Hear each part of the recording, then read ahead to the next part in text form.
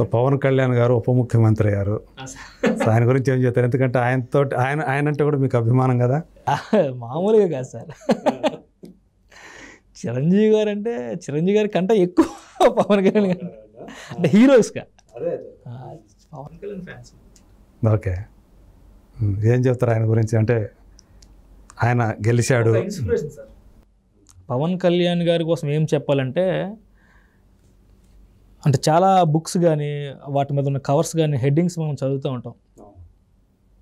వివేకానంద గారు చెప్పిన ఒక మాట కొటేషన్స్ ఉంటాయి. అలాగే రమణ మహర్షి గారు చెప్పిన కొన్ని కొటేషన్స్. ఇప్పుడు కళ్యాణ్ గారి కోసం చెప్పే కొటేషన్స్ చాలా ఉంటాయి, చాలామంది వస్తుంటాయి.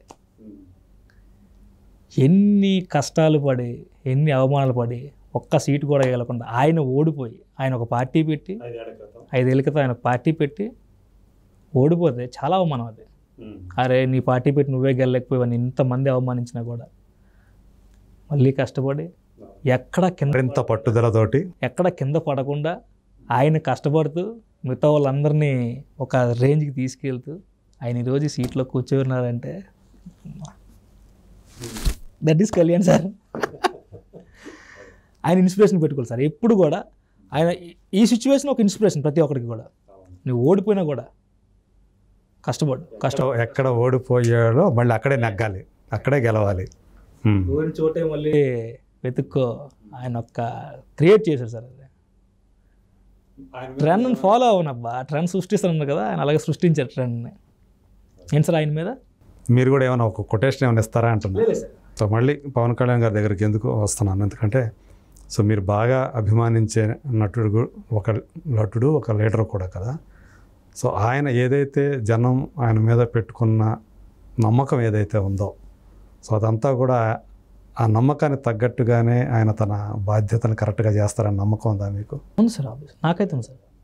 నా పర్సనల్ ఫీలింగ్ అయితే పవన్ కళ్యాణ్ గారు మంచి లీడర్ డెఫినెట్లీ. చంద్రబాబు నాయుడు గారు, నారా లోకేష్ కూడా ఆయనకి తగినంత గౌరవం విలువ ఇస్తున్నారు.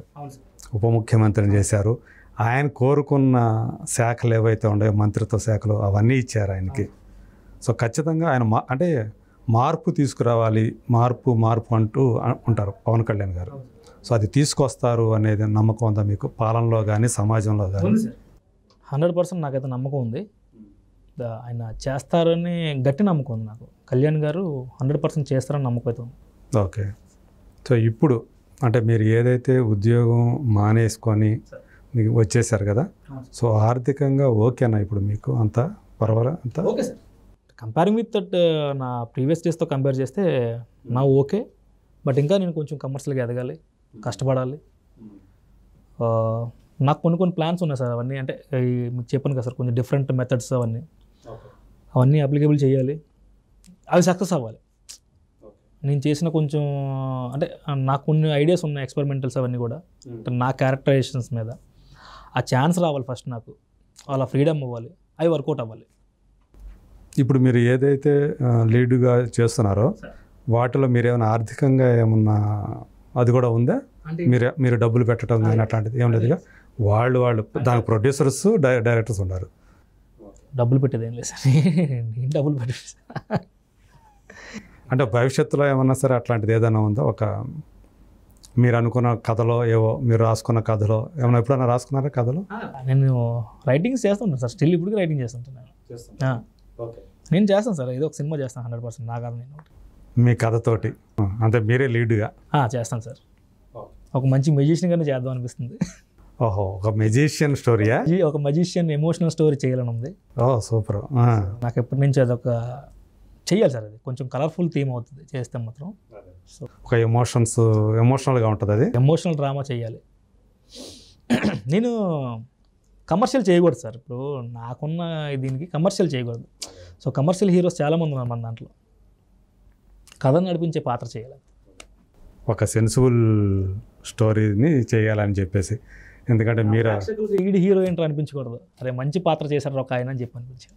నన్ను ప్రేమించే ప్రేక్షకులు ఎప్పుడు ప్రేమించాలి అది. సో ఏమన్నా ఒక మీకంటూ కళలు, లక్ష్యాలు అట్లాంటివి ఏమైనా ఉన్నాయా? సినిమానే సార్. సినిమాలో మంచిగా మంచి నటుడు అని పేరు రావాలి, సినిమా సినిమా సినిమా సినిమా తప్పితే ఇంకేం లేదు సార్, ఇంకేం చేయలేం. సినిమా చేస్తూ ఇప్పుడు మరి ఇది కంటిన్యూ చేస్తారా? మీ ప్యాషన్ ఇంకో ఉంది కదా, ప్రవృత్తి మ్యూజిషియన్గా. చెప్తున్నాను కదా సార్, ప్రొఫెషనల్ షోస్ ఇప్పుడు చేయట్లా. ఇప్పుడు నేను చేసే స్టేజ్ షోలు ఇప్పుడు చేయట్లా. ఇప్పుడు మీరు అడిగారు, మీరు నా మ్యూజిషియన్ అని తెలిసింది కదా, ఒక ఏదైనా మ్యాజిక్ ట్రిక్ చేయండి అనేసి. ఆ టైంలో ఏదైనా మ్యాజిక్ చేయడమే తప్ప, లేదంటే నేను ఏదో సందర్భం క్రియేట్ చేసుకుని నా సరౌండింగ్స్, నా ఫ్రెండ్స్ దగ్గర కానీ నా కోఆక్టర్ దగ్గర చేయడం తప్ప ప్రొఫెషనల్గా షోస్ చేయట్లా. చేయట్లేదు కాబట్టి ఇట్లా చేస్తున్నా అప్పుడప్పుడు. దాన్ని అంటే దీనికి ప్రాక్టీస్ లేకుండానే అంటే రెగ్యులర్గా చేయకపోతే ఆ ప్రాక్టీస్ తప్పుతుంది కదా, అయినా కానీ పర్వాలేదా? మ్యాజిక్ కొన్ని ట్యూటోరియల్స్ చూస్తుంటారు సార్, కార్డ్స్తో చేసే ట్యూటోరియల్స్, కొన్ని స్కిల్ పర్ఫార్మెన్స్లు కొన్ని ఉంటాయి. అవి 100% have to practice. 12 o'clock 1 o'clock నేను లేస్తుంటాను అనమాట. నా డోర్ తెలుసుంటే నా ఫ్రెండ్ ఉంటాడు నా పక్క రూమ్లో. వాడు సడన్గా లైట్లు వేసుకున్నా ఒకసారి చూసి, నువ్వు ఏంట్రా నాకు అర్థం కావట్లేదు, 1 o'clock నువ్వు పేక ముక్కలతో ఆడుకుంటున్నావు ఏంటంటే అంటున్నాడు. ఆడి తెలియదు నేను ఆడుకుంటున్నాను, ఏం చేస్తున్నాను. ఓకే, నాకు నిద్ర పట్టకపోతే మ్యాజిక్ ఏదో ఒకటి, ఏదో పాటలు రాసుకోవడం, సీన్ రాసుకోవడం. నేను బైక్ డ్రైవింగ్ చేస్తుంటే సార్ డైలాగ్స్ చెప్పుకున్నాను సార్. ఆ ఫోకస్ అంతా నాకు ఎక్కడ ఉండదో తెలియదు, డ్రైవింగ్ మీద ఉండదో తెలియదు, ఎలా రీచ్ అంటే డ్రైవింగ్ చేస్తూనే డైలాగ్సా? నాకు అట్లా ఇష్టం సార్. ఎప్పుడు ఆ డైలాగ్స్ చెప్పుకునేవాడిని. ఏంట్రా నువ్వు ఇంకా పిచ్చోడైపోతావు, ఏరా బాబు నువ్వు డ్రైవింగ్ చేస్తున్నావు, డైలాగ్ లాపరా అంటే అట్లా ప్రాక్టీస్ నాకు ఉంటుంది సార్. నేను చేసినా చేయకపోయినా ప్రాక్టీస్ నాకు. నటుడుగా మీకు ఇన్స్పిరేషన్స్ అంటే మీకు బాగా అభిమానించే వాళ్ళు ఎవరు ఉన్నారు? నేను అనేది అంటే చిరంజీవి గారు ఇలా కాకుండా కమల్ సార్ అంటే నాకు పిచ్చి, ఎమోషన్. అంటే మీకు తెలిసినప్పటి నుంచి చూస్తూ ఉండుంటారుగా కమల్ హాసన్ గారి సినిమాలు. Emotion sir. చిరంజీవి గారు అంటే అభిమానం. అన్నయ్య ఈయనంటే అసలు ఎమోషనా? ఎందుకని అంత ఎమోషన్? ఆ కనెక్షన్ ఎక్కడికి తగిలింది? ఏ సినిమాకి కనెక్ట్ అయ్యారు? చాలా సినిమాలు సార్, ఆయన సినిమాలు అన్నీ చూసాను నేను. మీరు బాగా ఆ స్వాతి ముత్యం, సాగర సంగమం బాగా చిన్న పిల్లవాళ్ళు ఉంటారు. అప్పటికి చిరంజీవి గారు బాగా పిచ్చి. తర్వాత ఆయన సినిమాలు చూస్తూ నాకు అసలు తెలియదు సార్. కమల్ హాసన్ అంటే నాకు ఒకసారి అంటే నాకు కమల్ సార్ అంటే ఎమోషన్. సో అంటే మీకు కూడా కమల్ సార్ లాగా మనం కూడా డిఫరెంట్ చెయ్యాలి అనేది అది ఉందా? అట్లా ఒక రకమైన ఇన్స్పిరేషన్ అనమాట. మోనోప్లస్ చేసాను కమల్ సార్ డైలాగ్స్. అవునా? ఓకే, అక్కడ కూడా అది కూడా స్టేజ్ మీద చేశారనమాట. అయితే ఎక్కువ ఏది చేసేవాళ్ళు? తెనాలిలో ఒక డైలాగ్ ఉంటుంది సార్, తెనాలి పర్ఫార్మెన్స్ చేసేవాడిని. తర్వాత మన ఆకలి రాజ్యం చేసేవాడిని. ఇప్పుడు ఏది చేయబోతున్నారు మా కోసం? తెనాలి, ఆకలి రాజ్యం? ఓకే, రెండు చేశారా? తెనాలిలో కూడా చేశారా? తెనాలి నాకు బాగా ఇష్టం సార్. ఓకే, అది కామెడీ, అదేమో కామెడీ కాదు సార్, కామెడీ కమ్ ఎమోషన్. ఇందులో ఆకలి రాజ్యం అంటే కంప్లీట్గా ఒక నిరుద్యోగి ఇది ఉంటుంది కదా, ఫైర్. నేను పాటలు పాడినా కూడా విప్లవం అంటే బాగా ఇష్టం. కమల్ సార్ అంటే నాకు ఎందుకు ఏ ఎమోషన్ అంటే, నాకు ఆ తెనాలి డైలాగ్ ఎన్నిసార్లు చెప్పాను సార్. నాకు అప్పుడు దాకా కొంచెం బాగానే ఉండేవాడిని, లైట్ తీసుకునేవాడిని.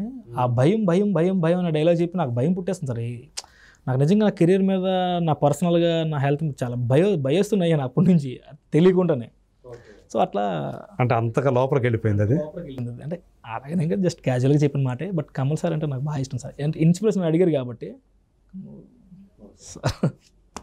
సో అంటే మా కోసం ఇప్పుడు అది కాకుండా కొత్తగా ఇప్పుడు దాకా చెప్పని ఏమైనా చెప్పగలుగుతారా? ఇంక నేను తర్వాత ఇంకేం చేయలేదు సార్. ఆయన్ని చూడడం అంటే అవి పర్ఫార్మెన్స్తో కూడుకున్న డైలాగ్ సార్. మంచి బేస్ చేస్తే అవే చేయాలి ఆయన. రీసెంట్గా కమల్ గారిది ఏ సినిమా చూశారు? Vikram sir last cinema. ఈ సినిమా ఇంకా నేను కలికి చూడలేదు సార్. కలికిలో ఆయన కనిపించేది 2-3 చోట్ల కనిపిస్తాడు. ఎక్కువ ఆయన పర్ఫార్మెన్స్ మనం చూడలేకపోయాం. నెక్స్ట్ పార్ట్లో ఉంటుందండి, సెకండ్ పార్ట్లో ఎక్కువ ఉంటుందండి. ఈ పార్ట్లో తక్కువే ఉంది ఆయనది.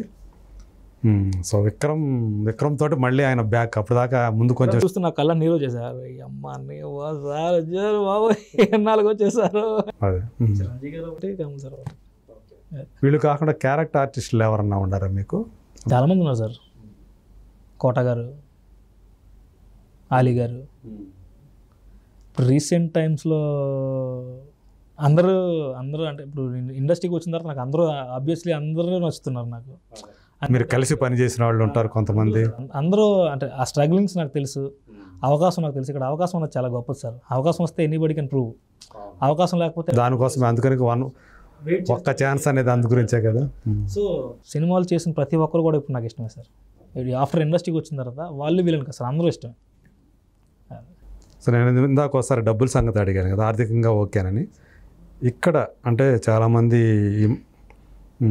మీకు చెప్పిన రెమ్యూనరేషన్ ఇవ్వకపోవటము, లేదా ఒక రేటు మాట్లాడుకొని, ఇప్పుడు అంతా కూడా డైలీ పరమే కదా, కాల్ షీట్స్ బేస్డ్ కదా, అట్లా ఏమన్నా ఇబ్బందులు ఎదుర్కొంటున్నారా? ఉన్నాయి సార్, కానీ అవన్నీ మరి తప్పవు సార్ కొన్నాళ్ళు. అంటే నేమ్డ్ ప్రొడక్షన్ హౌసెస్తో ప్రాబ్లం లేదు కానీ సార్, ఇప్పుడు అన్నేమ్డ్ ప్రొడక్షన్ హౌసెస్తో కొత్త చేసిన వాళ్ళు కొన్ని ఇబ్బందులు ఉన్నాయి. ఇప్పుడు వచ్చి ఇంకా నాకు డబ్బులు రాకపోవడం, కొన్ని సినిమాలు ఒక సినిమా అయితే స్టిల్ ఇప్పుడు డబ్బులు రాలేదు. సినిమా రిలీజ్ కూడా అయిపోయింది, అలాగే రిలీజ్ అయిపోయింది, ఆ సినిమా నాకు అప్పుడు కూడా డబ్బులు లేదు. అట్లా ఉన్నాయి సార్, నేను ఫేస్ చేసిన ఉన్నాయి. బట్ అడ్వాన్స్లు కూడా ఎవరు, అడ్వాన్స్లు కూడా ఏమేమి లేకుండా అడ్వాన్స్లు కూడా తీసుకోలేదు సార్.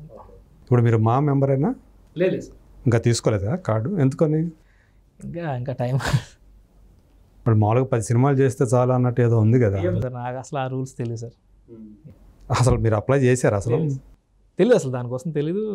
ఎప్పుడు అలా చెయ్యాలి, అలా తీసుకోవాలి అని ఎప్పుడు నాకు అనిపించలే. అంటే ఇప్పుడు ఇట్లాంటిది ఏదైనా సమస్య వచ్చినప్పుడు ఆర్థిక పరమైంది ఇలాంటప్పుడు దాని వాల్యూ తెలుస్తుందేమో. బట్ వెళ్తుంటే సార్, అది కామన్, ఏ టైంకి జరగాల జరుగుతుంటుంది సార్.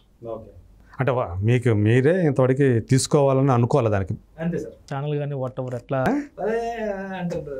సో నాకు దాని మీద ఎందుకు అంత ధ్యాస పోలేదు, అంత ఫోకస్గా వెళ్ళలేకపోయింది దానికి. చూద్దాం, అంత టైం వచ్చినప్పుడు ఏదైనా వస్తుంది సార్. ఇంకా టైం నాకు రాలేదనుకుంటా. సో ఇప్పుడు మీరు రాజమౌళి గారి కాకుండా ఇంకా ఎవరెవరి డైరెక్షన్లో చేయాలని ఒక దాంతో ఉన్నారు మీరు? అంటే పుష్ప చేశారు కదా, పుష్ప 2లో ఎందుకు లేరు మీరు?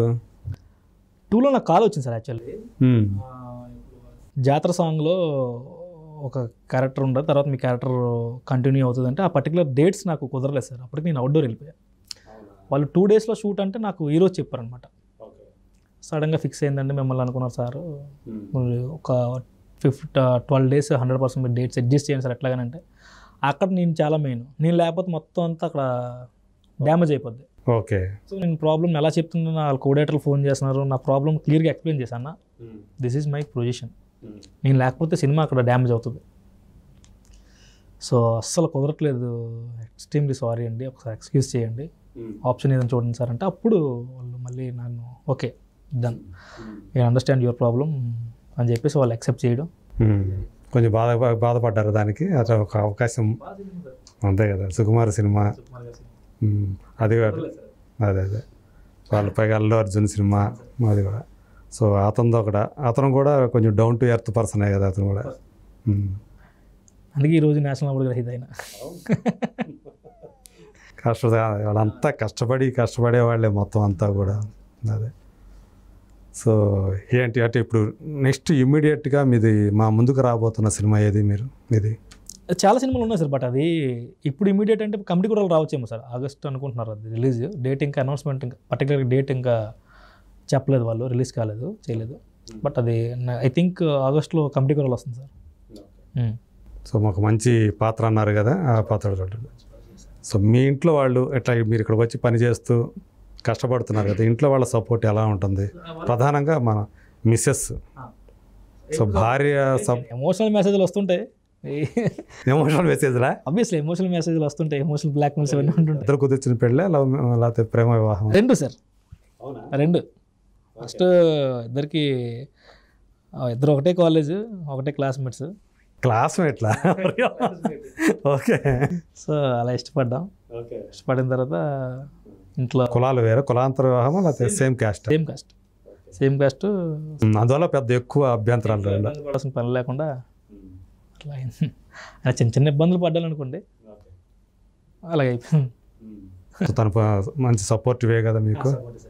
Full support, well supported. నాకు దేవుడి దయ వల్ల పేరెంట్స్ బాగా సపోర్టెడే, వైఫ్ బాగా సపోర్టెడే, నా సరౌండింగ్ నా ఫ్రెండ్స్. నాకు నెగిటివ్ ఎక్కడ లేదు సార్.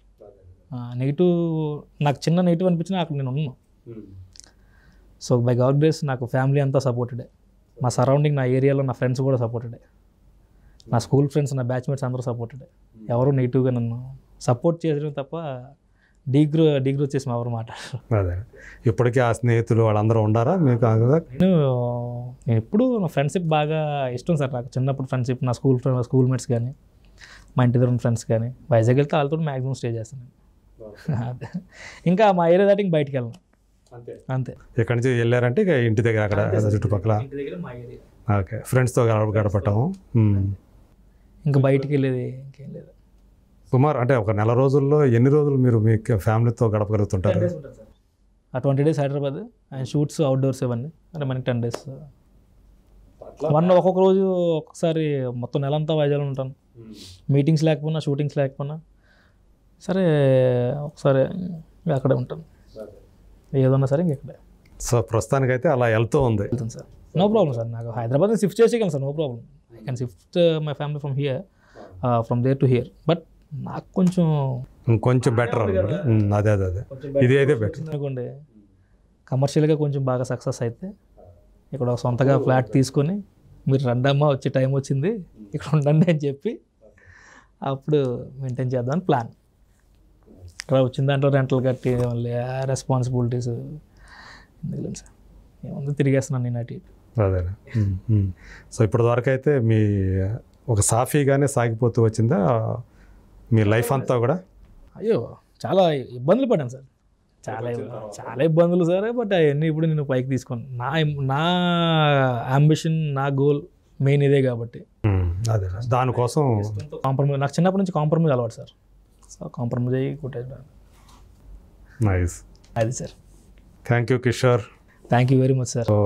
ఇంకొక అవకాశం మళ్ళీ మీరు మంచి ఇంకా మీరన్న ఏదైతే ఒక బెటర్ పొజిషన్ ఆర్థికంగా కమర్షియల్గా అయితే అప్పుడు మళ్ళీ ఇప్పుడు ఈరోజు చెప్పుకున్నాం కదా, ఇది గుర్తుపెట్టుకొని అప్పుడు మళ్ళీ ఇంకోసారి కలుద్దాం మనం. అప్పుడు మళ్ళీ ఇంకోసారి మాట్లాడుకుందాం. అప్పుడు మీ సక్సెస్